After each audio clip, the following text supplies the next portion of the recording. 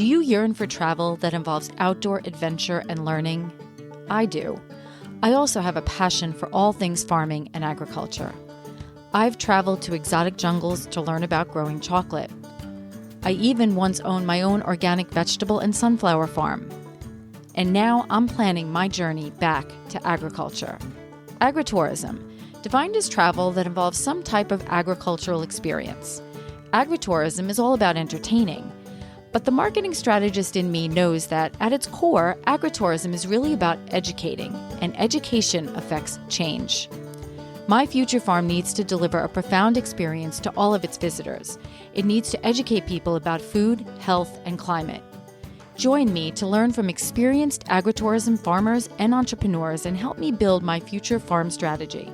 And who knows, maybe one day soon you'll find yourself in a tropical jungle cutting open cacao pods with a machete, or savoring an outdoor plant-to-plate community dinner with 100 guests at a farm in Illinois. So let's tap into the agritourist in you. Welcome to the AgVenturesUS Podcast. This is your host, Jen Ross, and today I am chatting with Tracy Mitchell Griggs from AgVenturesUS. Tracy is really the ultimate connector when it comes to everything agritourism. Growing up in South Jersey, Tracy developed a love of vegetables from local farmers markets. She also spent a lot of time on the eastern shore of Maryland, where she enjoyed Chesapeake Bay Sailing adventures with her family.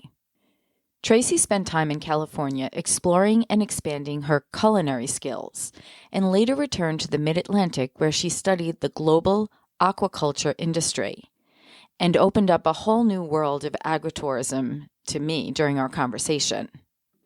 Throughout her career, agritourism has become a significant theme, and Tracy is applying that knowledge, experience, and her many agritourism contacts to build out some business concepts surrounding the arts and agriculture and a Mid-Atlantic Agritourism Association. Join me for my conversation with Tracy Mitchell Griggs and see how a diverse career in food, agriculture, aquaculture, and marketing set her up for an inspiring venture into agritourism. You seem to have a wealth of knowledge about agritourism and an interesting history on how you got here. And so I want to explore your backstory as far as what brought you, some of the experiences that you've had, some of the connections you've made. And then I want to talk a little bit about agritourism in general. And then I'd like to explore some of the interesting ventures that you are taking on in now and going forward, because I know you have a website launching and several interesting agritourism projects going on that I want to explore as well. So let's jump into you. You are from South Jersey and spent a lot of time on the eastern shore of Maryland. So you just want to take me back to the roots of where all this agritourism interest came? Sure. And thanks for having me on the podcast today. Really appreciate the opportunity. So I grew up in South Jersey, the Garden State is the nickname, of course. And the area I grew up in was just starting to be developed, so suburban housing tracts. But the area still maintains a lot of rural character, and got introduced to Jersey produce, basically. Jersey sweet corn can't be beat, and Jersey tomatoes, and that was, and there were farms all around, and so that was sort of the general environment. Although I have to say that I didn't grow up with a mother who could cook, so that came a bit later. And then when I was young, we also started coming to Maryland, which by car was only a little over an hour away. And my mother had a love of sailing. She grew up in Connecticut on the Sound and was a Sea Scout. So she talked my dad into buying a sailboat. So we used to come down here a lot in the summers, and so got introduced to the fair down here in Maryland, where I now live, which is, of course, the famous Chesapeake blue crabs. So that was, always a fun experience, going to outdoor picnic areas and venues and having the picnic tables covered with brown paper and having the server come out and dump huge buckets of crabs on the table and then, pounding to get that crab meat out. And crabs always struck me as a whole lot of work for not very much food. Yeah, I know. So Seriously. I generally preferred like crab cakes, something with, they've done all the work. They've done all the work for you. Exactly. So that's quick question. Your mom, yeah. so she was the sailor, and did your dad go along with these adventures? Or... Oh yeah, my dad. So mom was definitely and still to this day, would trust her implicitly on any boat. Yeah, she was a sailor in the family and kind of roped my dad into it, but it ended up being a pretty good working partnership because he was an engineer by trade. So he got into all the charts and the maps and the depth sounders and the equipment and the halyards. And eventually we got another sailboat. So we had two sailboats. And then he quickly recognized the old adage, a boat is a hole in the water into which you throw money. So he turned the two sailboats into a business and called it Ragtime Yacht Charters. So we chartered out the two sailboats. So yes, Okay. That's how I got. So I kind of grew up sort of between the two places. I mean, we were definitely summer people here. So we were here in boating season. So that typically rolls from April to November. People can extend that season now a bit, of course, with climate and temperatures being a bit warmer, but it can get pretty chilly out there on the bay, even in October. Yep, definitely. So where did the culinary, I mean, you have culinary skills, so I guess your mom's inability, you turned into something, an opportunity there. Yes. So after college, I moved to Southern California and was very poor and could not afford to eat in restaurants. And so I started buying cookbooks and I had to teach myself how to cook. And of course, Los Angeles is literally a global melting pot, and the weather is so wonderful there that there are lots of farm markets open 352 days a year. Any kind of global food that you want to find, you can find in Los Angeles. So I taught myself how to cook and always had side hustles in Los Angeles. I worked in catering and kitchen work and kind of applying some of my self-taught skills. But my WASP upbringing, the food I was accustomed to, in addition to my mother not being able to cook, so LA really kind of opened up my palate. And so I had, for example, I thought it was so magical, the first Thai restaurant, and I think it's still open. It's called Chandara in Larchmont Village in Los Angeles. And so, and I happen to have a real fondness of anything spicy. So, and of course, you have the Mexican cuisines in LA. And so, fiery hot chili peppers were something I came to like to cook with. And just a lot of culinary creativity in Los Angeles. So it really was kind of a learning workshop, lab experience for myself. And that's really where I think I gained my love of food was in Los Angeles, and having that experience and taking advantage of it as well, and that exposure to it. And I still I do like to eat out in restaurants, but I'll tell you, I live in a very rural area now. So, I do a lot of ordering on Amazon, and every month I get, a new global spice or, a new recipe. So I'm always kind of exploring, and I my cookbook collection grew to over 1,500 cookbooks, which I am ashamed of. I still add to occasionally. Although, of course, with the advent of the internet since that time, I really try to cut down on my cookbook purchases. When you were in California, did you feel that farm to table connection out there? Or did you explore? I know this was earlier on, so did you explore? And because obviously farming is huge out there in different areas. So did you have any exposure to that? It was really the farm markets, honestly, Yeah. because, I lived in LA County, LA proper. So, of course, a lot of people have gardens, but, to get to an actual farm, you're doing a bit of driving. Right. So, so the exposure was really handling and visiting many farm markets. Okay. And then I really liked ethnic restaurants. So, not, of course, LA, the entertainment industry, lots of fancy high ticket restaurants, but I always really liked the small mom and pop places that you find in the strip malls there. Yep.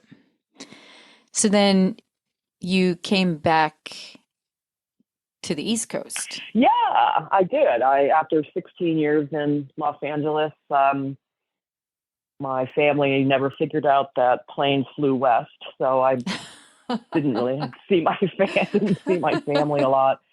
And I think my time there had kind of come to an end, and kind of what kept me there maybe longer than perhaps I would have preferred. It was the weather. I mean, I'm not a cold weather person, and I love the desert Southwest and the desert climate. But I had nieces and nephews at that point that were very young, and my parents were getting older, and I thought, well, you can't really buy back that time.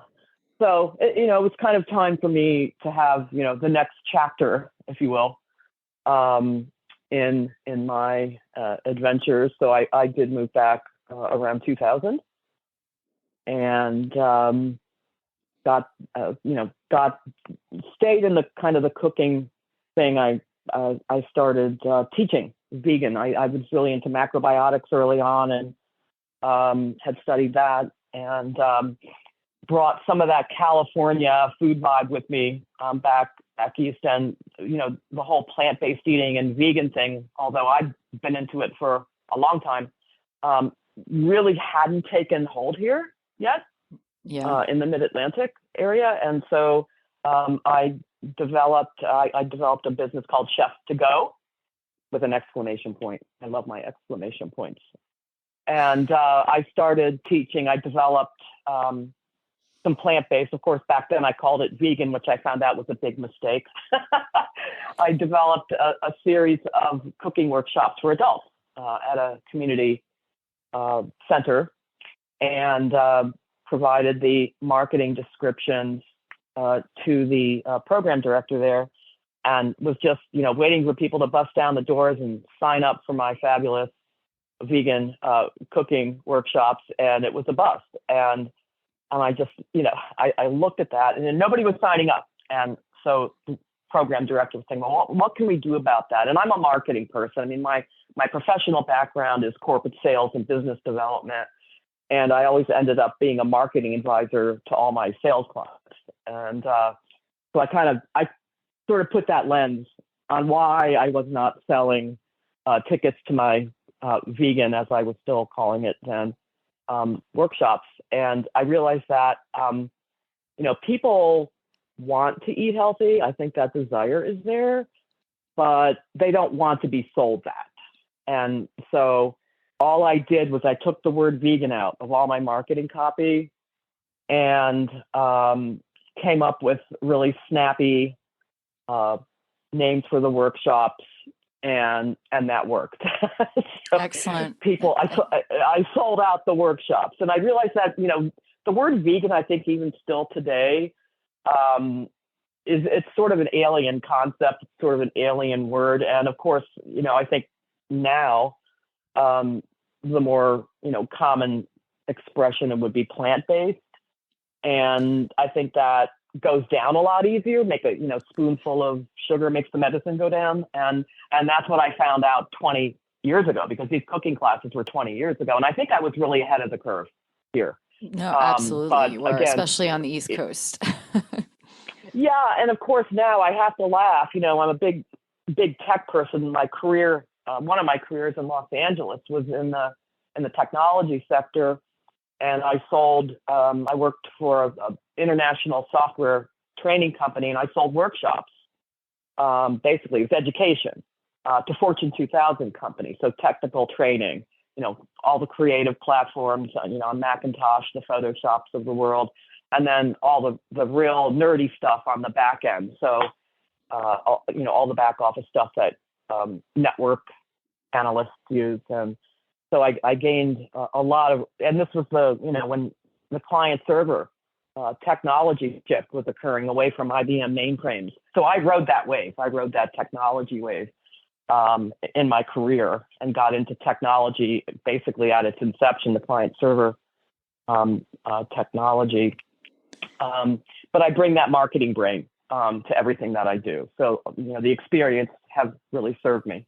So when you were doing those plant-based classes, as I will call them, I know the word vegan can be intimidating, and honestly, to this day, many people, not everyone, they don't understand really the definition, how that's defined. So I like the word plant-based, plant-forward, because it's just more understandable to people. But of the classes that you offered, what was one of the most popular ones at that time? I can tell you. And I changed the name of the class too. I forget the original name, but again, it had vegan in the, the title. Yeah. It was called Simply Summer Salads! ! Nice. Yeah, I remember that. Yes. So alliteration works really well when writing and creating brands and making something memorable. But that's what sold it. So, and I sold out the workshops. There were a series of them, and I learned a lesson from that. Yeah, no, absolutely.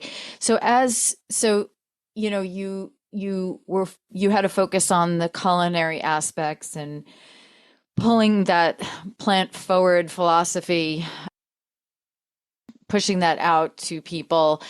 What was kind of the next stage of your evolution towards agritourism? Because, all of these steps kind of are in your culmination to where you are today.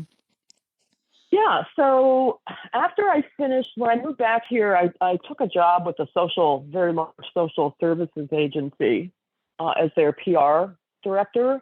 And I was worked under the marketing director as a marketing associate. And we did a lot of events. And so I was responsible for marketing the agency's events through the media. So I really picked up some great media chops. So we did a lot of television stuff, media broadcast, getting the TV out to our events.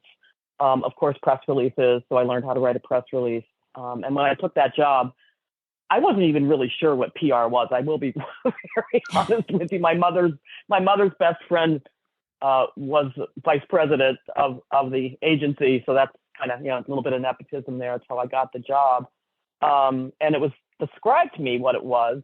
But I had worked, one of my jobs in LA is I worked for the Hollywood Reporter, which was it is the entertainment industry trade publication media platform of record. But I worked on the business side of publishing. So I sold advertising. So this job was selling to the media and reporters in the tri-state region, the Philadelphia metro market, and picked up some great skills there. And it was a Jewish agency, and there was always a lot of food around. And so I with the combination of teaching the cooking classes and my work in PR, I left that agency just to quickly, fast forward. After I left the agency, I decided that I didn't want to pitch reporters anymore. I actually wanted to be the reporter and work on the other side. And so I started, I was very interested. One thing I did observe, and this comes back to nutrition. When I moved back here, I was very consciously aware of seeing a lot of obese children. This is about 2000. And that was just kind of stunning and shocking to me. Like, how did that happen? Like, there was always the one overweight kid in school, at least when I was growing up. But I was seeing a lot of really overweight kids. So the first story I ever wrote as a freelance journalist, and how I became a journalist. I mean, I had been pitching journalists, but by doing PR. I bought 3 books, and it was basically how to be a freelance writer. So I read all 3 of those books, and then did everything the author said. And within 30 days, I told my first story, and it happened to be about school lunch programs and about kids' nutrition and obesity. So there was kind of that element of healthy food, and why there was this obesity epidemic going on. And so I became a journalist, a freelance journalist, and I was still living. I had moved back, and I was living in South Jersey, my roots. But then I migrated here to Maryland, and I kept the journalism going. And the property where I still live to this day is farm country. And so I started doing a lot of travel writing and writing about the literal terrain here. And I moved here just when the wineries were exploding here. And a lot of the farms were turning their acreage into vineyards, and then wanted to do a consumer-facing, platform, open a tasting room or a winery. And so I started writing. I started interviewing the winery owners here for stories, for feature stories. And of course, that put me squarely on the farm, or in the vineyard. And I did that for a number of years. So that was just one more kind of stepping stone along the way. And then gained a lot of knowledge about the vineyards and wine production here in Maryland. And it's kind of funny because what was your takeaway from that, like all those interviews, that experience? Like, what were we calling it, agritourism at that time? Like, what was your takeaway? I don't think you would that was really not a term I would have necessarily used for that. I mean, I knew what tourism was, of course. And the funny thing about it, and I hate the word tourism. I hate the word tourist. I don't think people want to be travelers, right? People don't want to be a tourist. That's to me as sort of a negative take on it, which is one of the reasons I'm not necessarily, I prefer the word actually agri-traveler versus agri-tourist or agritourism. There you go. I like that. And yeah, agri-travel is really my preferred term, but I don't see that in common use. Maybe I'll push that out and push it forward.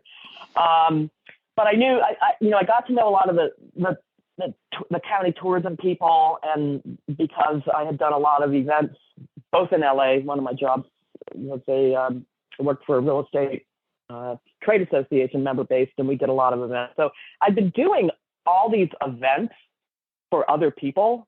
And I noticed that the wineries, unlike California, because that's where I spent 16 years, they really focus on their product, right? So Maryland wine didn't have necessarily a really great reputation for years. And there was a good reason for that. Because they were really not cultivating the right varietals for the microclimates here. So a lot of the wines were loaded up with sugar to make them taste better, honestly. And then probably about 15 to 16 plus years ago, this is when a lot of the farms here in Maryland started, that were not traditional vineyards, started converting acreage to grow grapes. And the Maryland Wineries Association had some great people there and got some really great experts to advise a lot of these new vineyard owners on the finer points and choosing the right varietals for their terroir. And so I just got really fascinated with kind of the science behind that. And of course, I was doing the writing. And so it was more of it was a learning lab, really. It was hard journalism, but because of my food background and my interest in, ingredients, the farm markets, the source, basically, again, just kind of another step. And 2017, I took a PMP, project management professional. It's a business certification for project managers. And the course required a capstone project, and we were put in teams the first night of the class, and we had to develop a capstone project to build out during the course of the semester. And so my teammates and I, we all got in little groups, and I had all this knowledge about the vineyards and wineries, and living here, I'm literally 3 miles from 3 wineries here. And I developed a concept for our project to my team members, proposed it, and they loved it. And I called it the Grape, GRAPE, Grape Escape. And it was a geocaching event that it was kind of a survivor meets, the Great Escape. And it was a 2-week, this was the project. I didn't actually execute this as an actual, but this was the project for the class. And it took people to vineyards to find the geocache. And I developed that project because I was listening to a lot of the winery owners. And here in Maryland at the time, and I think it's still pretty much that way in the beverage sector, the way that a lot of people would get introduced to wine was to go to an annual festival, like the annual Maryland Wine Festival, and there are many of those in a lot of states. And but what winery owners were telling me is that people would come, they'd pitch a big sail tent in a field, and everybody would set up their booths, and people would buy bottles and do tastings and listen to a little music. But what the winery owners were telling me is that there was no conversion. So people would come to that event, but then they would never actually afterwards go to the winery. And so the concept for the Grape Escape was to kind of flip that script. So to take people to the actual vineyard and winery itself. And that concept is really what started my agritourism journey, because when that class was finished in January of 2018, I thought to myself, well, gee, I have nothing better to do with the rest of my life, so I think I'm going to start a company. And that's what I did. So, and I had all the knowledge, and also in the course of building that project, what had also come up at about that time, and just starting maybe a few years before, was the craft beer movement. And so they were, sprouting up like the proverbial mushrooms. And so I thought, I looked at the market and did a lot of research. And what I noticed about the Delmarva Peninsula, and that's the area where I live, it's the 3-state region. So it's 9 counties of the eastern shore of Maryland, the whole state of Delaware, which is 3 counties, and then Accomack and Northampton counties, eastern shore of Virginia. And there was not one wine or beer tour company in the whole region. And so I bought the brand Chesapeake Brew Tours, and within 6 months, I built a beer tour company. Although it wasn't just beer, because the other thing I noticed in tourism, or travel, as I like to call it, when I looked at the market and all the beer tour companies across the U.S., and I looked at pretty much every beer tour company in the United States, and what I noticed about it is that it was putting 15 people in a transit van and taking them to as many breweries or wineries in a day as you could. And I thought, that doesn't really work for the Delmarva Peninsula. And I couldn't figure out I had an aha moment, the light bulb moment, because I couldn't figure out why the Delmarva Peninsula, by volume, we had as many wineries, breweries, distilleries here as any other place, concentration in the US. But why didn't we have a tour company here? And I realized the aha moment was, oh, we don't have any cities here or large towns here. And the tour vans that exist in the US and every other market are in large metros or smaller metros, but there's enough concentration in those metros. And that's why we didn't have one here. And I also realized at the same time that people don't. Are you saying because it's, that's where your source of customers is coming from? Correct. Okay. People are traveling to like an Asheville and there'd be a beer tour company there, or Portland, Maine, beer tour company there. And so I realized at the same time that people don't come to the Delmarva Peninsula to stay indoors all day long. We are a rural region here. We have the Chesapeake Bay, one of the largest natural estuaries on the planet. We have the Atlantic Ocean. We have thousands of miles of waterways, rivers. So recreational boating is huge here. And we have, the Delmarva Peninsula is one of the largest undeveloped land masses on the eastern seaboard. So people come here because they want to be outdoors. They want the forever fields and farms experience. They want the outdoors. They want the waterways. And so I thought it was a mistake to put people in a transit van to have them go look at, inside all day looking at fermenting tanks. And so my company was an eco adventure. It was a hybrid company. It was eco adventure and one visit to a brewery, winery, distillery in the afternoon. So the morning was taking people out to see the nature. I had birds and beer was an itinerary, paddle and pour, take people out on an SUP or a kayak. And then after that adventure in the morning, then the afternoon would be devoted to a visit to a winery, brewery, distillery, and that was Chesapeake Brew Tours. So that was sort of so now you got the background and sort of the journey and all the steps that kind of led to that. I know I want to talk about how you connected with Will Culler in a second, but so how would you define agritourism? Like, what's your personal definition of agritourism, given everything you've experienced and learned about and done?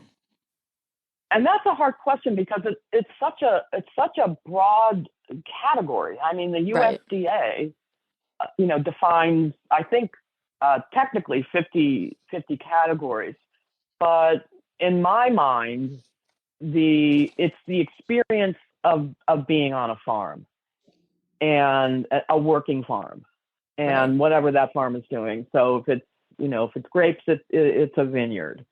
If it's a dairy farm, you can experience the creamery and seeing the cows that produce the ingredients. So in my mind, it's actually having that direct connection to source. I'm going to come back to that word again, source.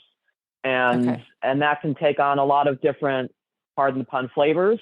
but I think that having the experience of being on the land, meeting the people, and I think this is again a trend from 20 years ago, and maybe younger generations, really wanting to know their food source and know the people who are making that food. Yep. So I think that agritourism to me means having that experience. And and I think it's the smaller farms, because I mean there is an aspect in the agri-travel. I'm going to put that forward. I'm going to let that catch fire. In the agritourism umbrella, where you have people come to be sort of in that environment, but they're kind of divorced from it, and because the farm and it's a different type. It's agritainment, right? So you have a Correct. farm that has like a moon bounce and things that are completely unrelated to the farm. And I have complete respect for that sector. But in my mind, it's not agri-travel. It's not agritourism the way I would personally want to experience. But again, I think the important thing is to get people out to the farm. And, that's one channel where people can do that. And some people are more comfortable with that. But I think the smaller farm literally does not have the physical acreage to accommodate that. So I think, and I think it's harder, and I don't think that you always necessarily get that direct connection. So, in terms of when I travel and want to experience things, it's not for entertainment value, it's for learning. And, one of the key foundations for my company, it is the foundation, is education. I'm from a family of educators. And Yep. I sold every job I've ever had, literally, and including my own entrepreneurial, my teaching, plant-based workshops. There's always an education component, and that's a family value. And I bring that, and that's from day one in January of 2018 when I started this journey, is that everything I do, it has an education component. Yep. And I think that's critical, especially today. We need that. We need to connect people and educate them for so many different reasons. So you connected with Will Culler, who is from Clemson.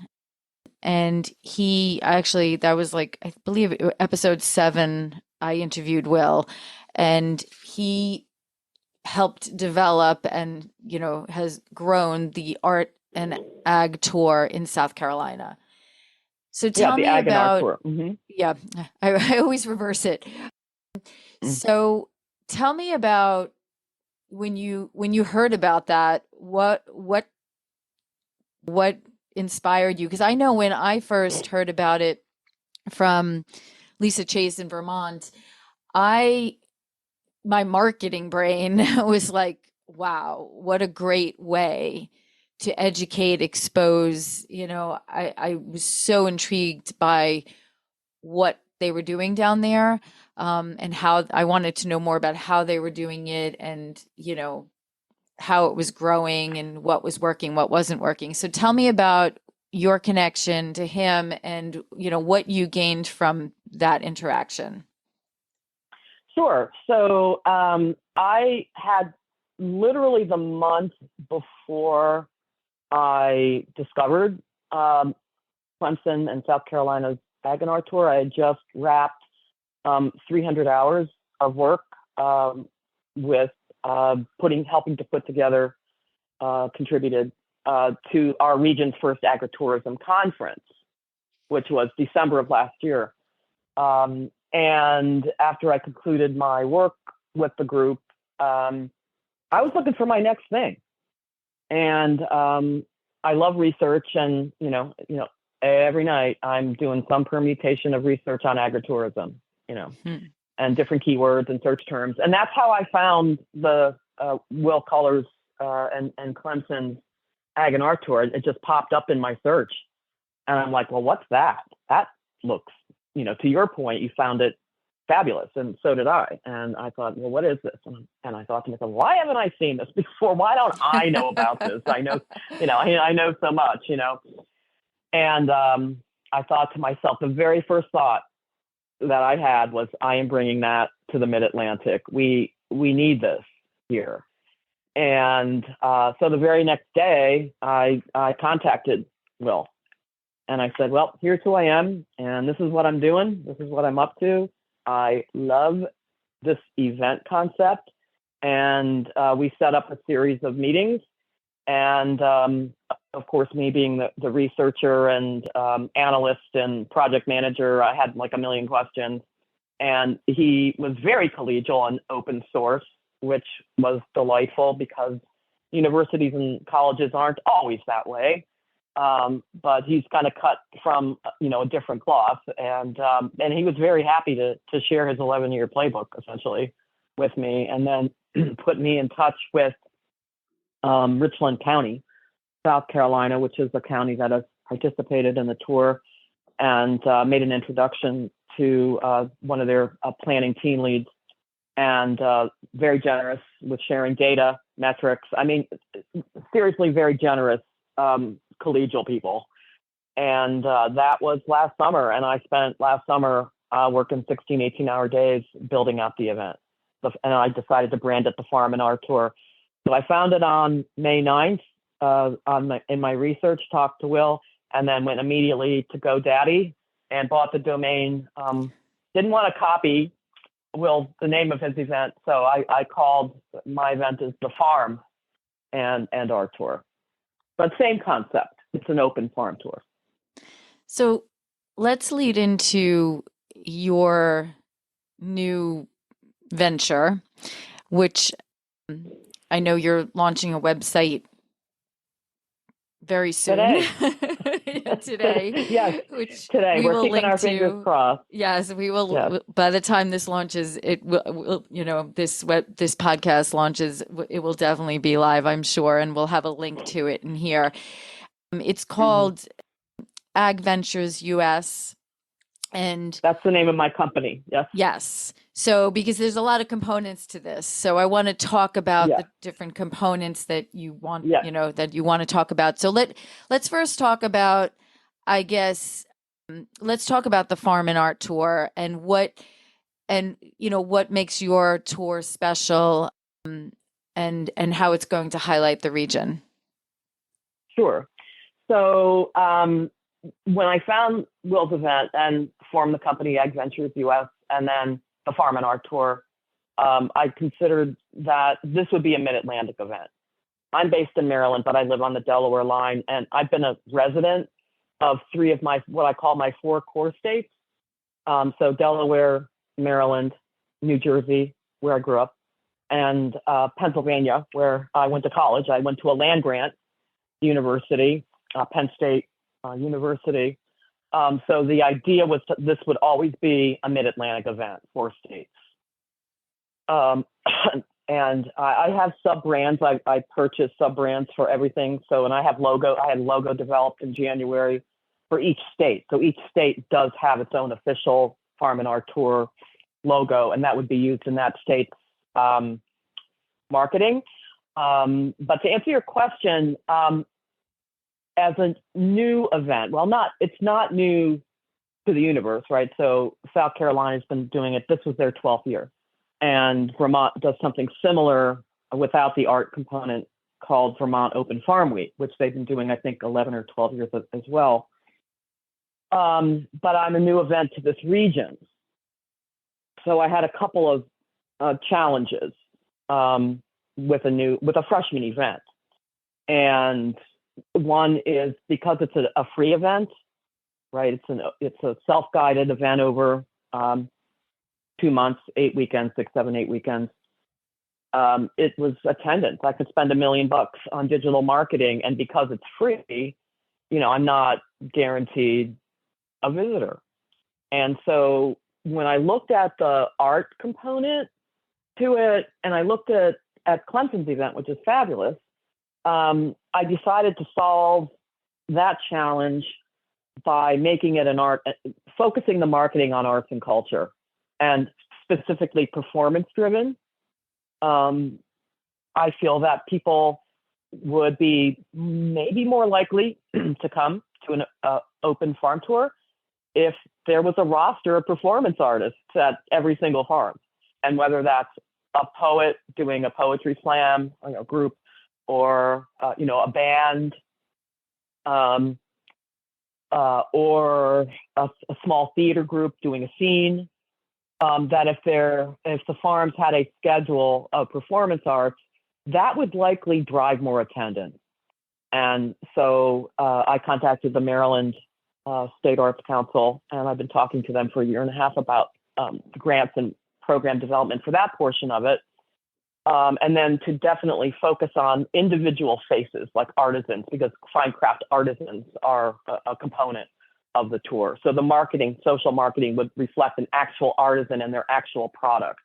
So not so anonymous, but to lead this event with arts and culture that happens to be hosted at a farm. So kind of flipping the script a little bit from the Clemson approach, which is successful for them, by the way.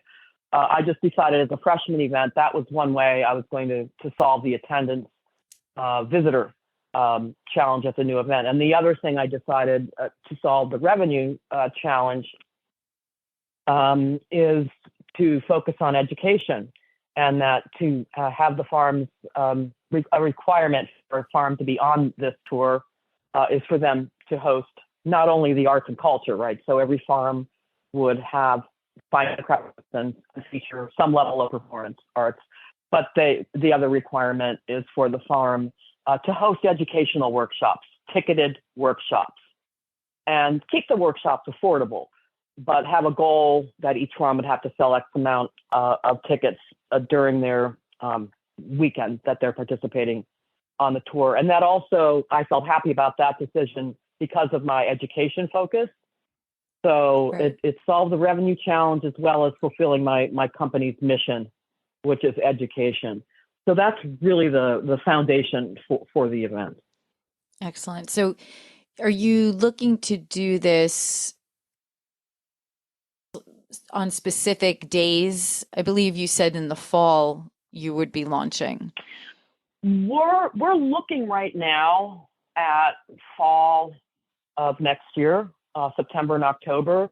And one of the components that we did borrow from the Clemson Ag and Art Tour, which has worked for them. And I'm not a big believer in reinventing the wheel. And, I looked at the model, and they host their tour over 8 weekends, 2 months. I believe theirs is May and June in the spring. And I decided just to track that model and just do 8 weekends. And it's organized by county. So even though by virtue of volume, number of states, and number of farms, and again, another concept that was borrowed from the Ag and Art Tour is that it's really a county managed and organized event, and every county that's participating has a dedicated weekend.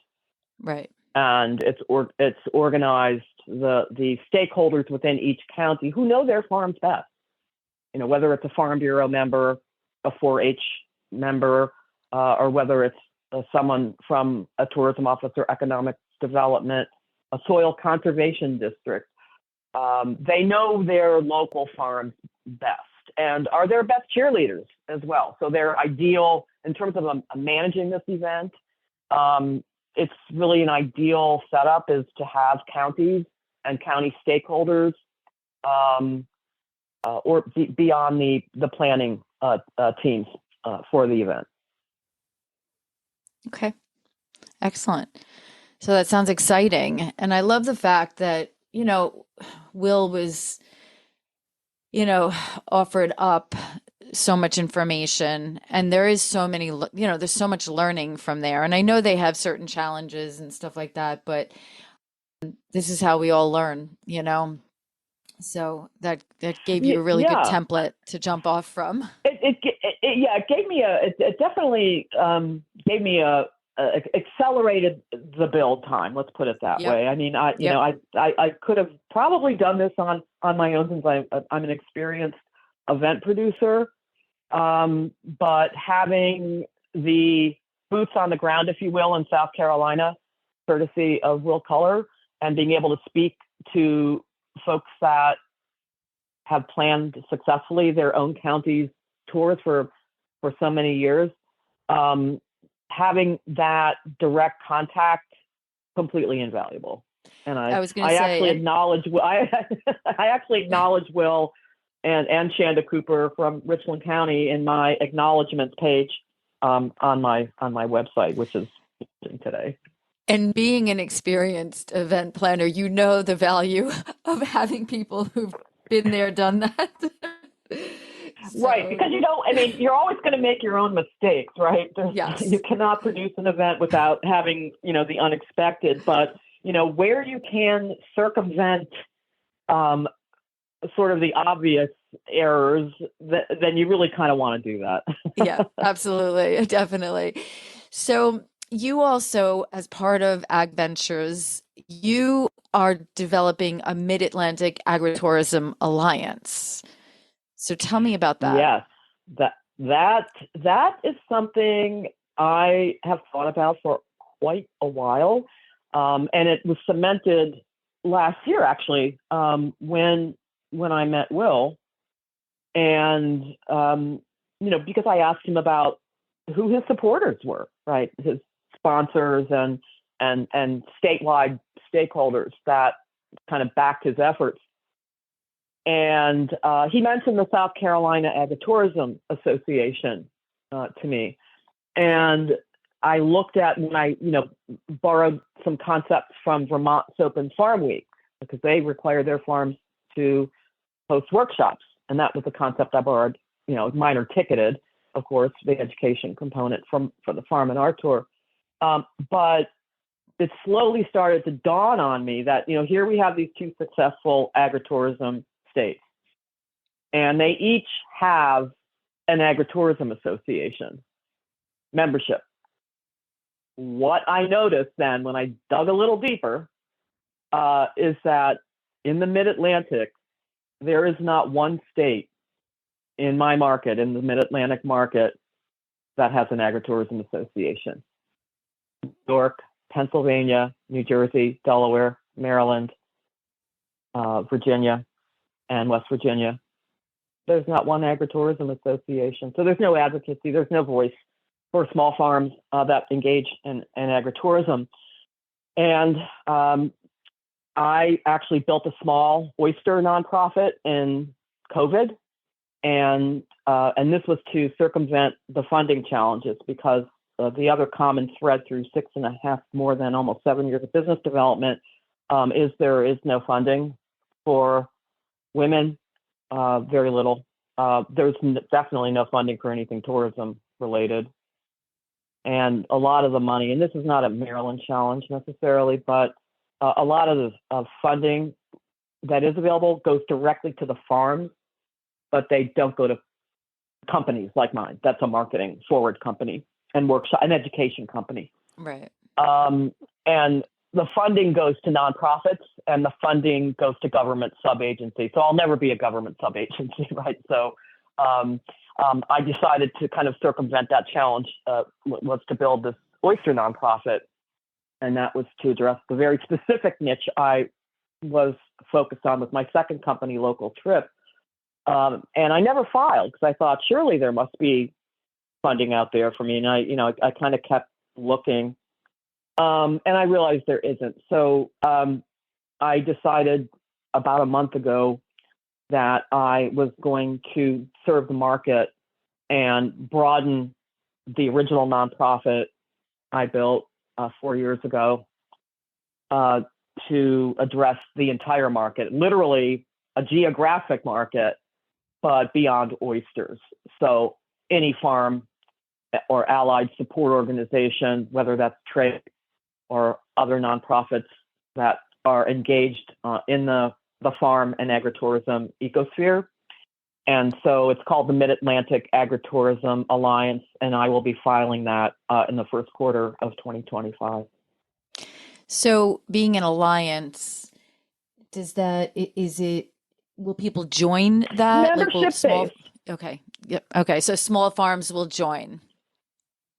Well, any chefs, anyone that's sold. Okay. And this tracks, I borrowed from the very successful Vermont group. So Vermont has the Vermont Fresh Network, and that started out as a grassroots organization for farms to connect to chefs and restaurants.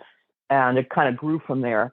And there's also a partner organization called Dig In Vermont, which is the consumer facing platform for agritourism that people that are traveling to Vermont can find festival events farms, trails. It's called Dig in Vermont. And so the model, and I had a meeting with the Vermont Fresh Network in January, and they pledged support and thought it was a great idea to bring that concept, to this region. And I also just loved the Dig in Vermont. So the companion or partner company project to platform, I guess you would call it really, it's a platform, to the Mid Atlantic Agritourism Alliance is called Roots and Roots. So ROOTS ampersand ROUTES, which I think is perfect. I absolutely love that. Because roots, of course, is the growing, the plants, ground, and roots are roads and travel. That is what agritourism is. So they're going to be launching simultaneously. That's great. That is great. So pretty broad. So the membership, it's a 501c3. So instead of, 501c3s by IRS definition cannot do lobbying or that level of advocacy. So we will not be doing that. But as a 501c3, we are grant eligible. And so, membership dues which would be typical for a trade, which is a 501c6, it would be called sponsorship. So you buy a sponsorship. So whether you're a chef, whether you're a farm, whether you're a farm, anyone that's in that ecosphere can be a member.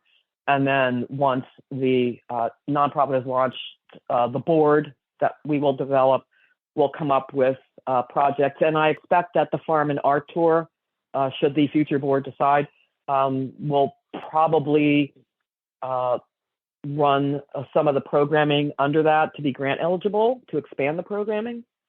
And then some of that will live, some of the other side will live under the AgVentures, my company's AgVenturesUS. So that's the goal for now. Excellent. And then there were two other items that I know are on the AgVentures website. I don't know. One was Farm to Frame and Farm X. I don't know if you want to mention that. Yep. Yeah, sure. So Farm to Frame, and it's farm with the number 2, Farm to Frame, is a 3-month promotional runway that promotes the Farm and Art Tour. And so it's 3 months in advance of the tour dates, a scheduled 2-month tour dates, where photographers of any stripe, any skill level, pros, amateurs, kids, youth, teens, adults, can go on the Farm to Frame website, pull up a list of the participating farms on the tour, check out their dates. So basically, I'm driving customers to the farm door months in advance of the tour, and hopefully they will enjoy their photography excursions at that farm so much that they'll tell their friends about it, and they'll go back when the actual tour happens. Yeah. And then Farm X, I call that the tour engine. And I've talked to some farmers about programming, because I think that one of the things that small farms specifically struggle with is capacity, right? Because a lot of small farm owners don't work full time on their farm. They have, outside jobs. And so there's always need for leveraging technology. And so the FarmX is, one of the items I realized that was going to be critical to the success of this, especially being a multi-state tour with hundreds, if not thousands, of farms eventually, participating. This has to be highly technology driven. And since I have a tech background, I'm building FarmX as the booking and planning and operations engine for the entire tour.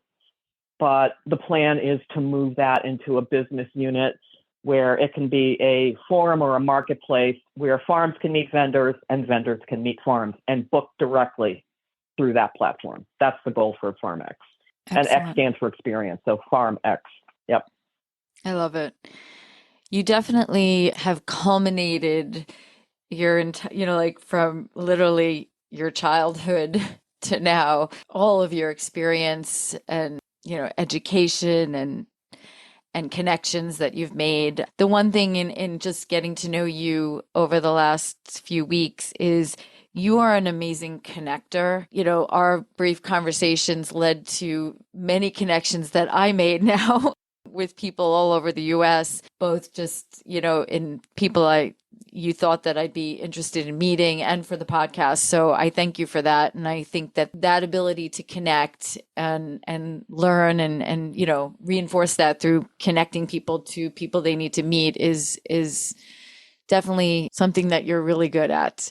So thank you for that. And, all coming from an introvert, I am I am an introvert from the day I was born. And so that, all of that was all developed. I call myself a transactional introvert now. So, when I have to turn it on and do that, I do it. And I'll tell you, that's from my corporate sales training, because literally the first day I got into sales where I had to pick up a phone and make a cold call, I literally cried. I'm not kidding you. And it was a hard one, when you have your nature and your personality and it's just kind of getting outside that comfort zone. It's a lot of work to do that. And but thank you for acknowledging that. But I've been like that since, I was a teen, basically. It's like, I always liked knowledge, always liked information, always liked sharing. I guess we call it connecting now or networking, but I've always done that on some level. But thank you for acknowledging that. I think it's free. It's free to help people, pay it forward. It's free. It's free to share information and help others in that way. And I might not be able to give people money. A lot of people don't want to take personal advice, if you will. But I think a lot of people are really open when you present them with information that can help them. And it's up to them. I give it freely. And if they want to use it and run with it, that's great. If they never use it, that's great too. But you put it out there to the universe and you pay it forward. And to your point about this event sort of being a culmination, and I think you and I had talked about this in a previous conversation, but one of the things that this event does, and one of the things I know to be true in my life, and especially in these very divided times that we find ourselves in, that, the great connectors of people just across the world. And I've traveled to different countries, but one of the great connectors, regardless of language, of race, of education, background, is music, art, and food. And I'm a classically trained musician. I'm an artist. I'm a photographer. I've done some painting in the past, and of course, passionate about the culinary and the food. So it really does bring together all of that. And it's things in my life that I've gotten the most meaning from. And I see that other people get a lot of meaning from it. So, beyond being the farm and art tour, this event is really a connector event, which I guess you decided to sort of describe me. So it is really a passion project, and it's a lifetime of experiences. Yep. Excellent. No, I love the way you pulled that together. Now I'm going, obviously we'll have this link up, and if someone, obviously you're you're working on a lot of the details behind the scenes, people will be able to go to the website. But if they are interested in participating in some way, if they're a farm, a vineyard, whatever they are, or an artist, and they have an interest, should they just contact you through the website? Yes, we have structured the website on the menu, on the navigation. So there is a category for every level of stakeholder. So there's a farm and farm heritage site, artisans, performers, there's workshop educators, vendors, and sponsors. And each of those has a dedicated page with a contact form. And of course, the business line is there, email, and they can fill out the form. And there's no commitment to inquire. We're in a phase right now where we're coalition building and gathering interested applicants' names. And when we're ready to officially announce the official tour and the tour website, We will be contacting everyone with a formal registration, which they can elect to opt in or opt out at that point if they're still interested. But everybody that inquires through the website will be sent an invitation to register. Okay, excellent. Yes, and I definitely, as you get closer to launching, I guess during the farm to frame time period, I definitely would love to, have you back on and talk a little bit about the tours that are going to happen. Yes, this is all grant funding dependent, and we're pending notification of a grant right now, which would allow us to actually keep our schedule, our goal of fall of next year. And we are going to continue. And oh, by the way, which is probably important for folks to know, that the Farm and Art Tour is a certified 501c3 project. We have a fiscal sponsor called Fractured Atlas, which is one of the largest fiscal nonprofit sponsor companies in the United States, and they specifically support and promote and sponsor arts and culture only. So we are an official 501c3. So donations and sponsorships are all tax deductible. Excellent. Perfect. Well, thank you so much, Tracy. It's been a pleasure speaking with you. You are, like I said, a wealth of information, knowledge, experience, and I'm excited to see how this evolves, how it all comes together, and it will. So. Yes, it's not fast enough, but it's God's time, as they say, and I just get up every day and just do the next right thing. So we'll just keep pushing forward, and I appreciate the time today. Yeah, and as we said, just enjoy the journey, because although it's, I got to meet you, so that's been a great addition to the network. Okay, excellent. Well, I hope so, and thank you. It's been a pleasure speaking with you, and keep the contacts coming. I love them.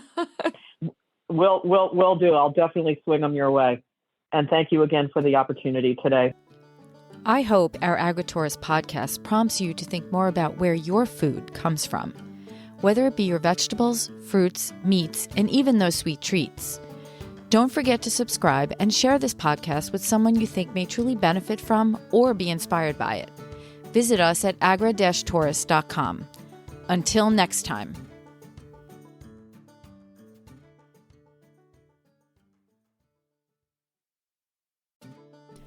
As we are learning from many of our farmers and entrepreneurs, strong connections help propel our visions. Through my interview with Lisa Chase from the University of Vermont Extension and Vermont Tourism Research Center, I was connected to an exciting and new organization called the Global Agritourism Network, or GAN for short. The global network is made up of agritourism stakeholders from around the world. They include farmers and ranchers, researchers, educators, community planners, policymakers, agricultural service providers, and tour operators, among others.